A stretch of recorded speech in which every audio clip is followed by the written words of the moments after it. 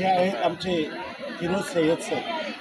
यांनी हा जो किल्ला उभारला याला जी सर्व मेहनत आहे ती यांच्या आणि त्यांच्या सहकार्यांची आहे। पहिल्यांदा आपण त्यांना विचारू की सय्यद सर, आपण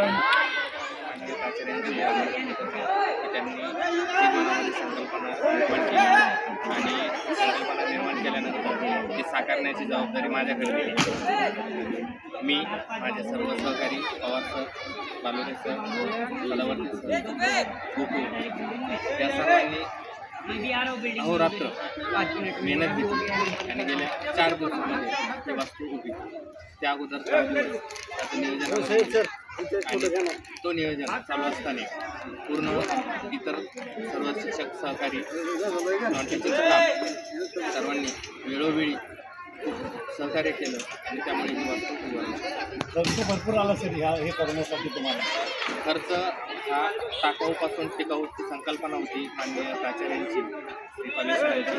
त्या संकल्पनेनुसार शाळेमध्ये इतर बॅनरसाठी वापरण्यात आलेला जो फ्रेम होत्या त्या फ्रेम एकत्रित केल्या। काही लाकडी फ्रेम होत्या, काही लोखंडी फ्रेम होत्या, त्या फ्रेम सगळ्या एकत्र केल्या आणि त्या फ्रेमपासून हा पूर्ण साचा तयार केला।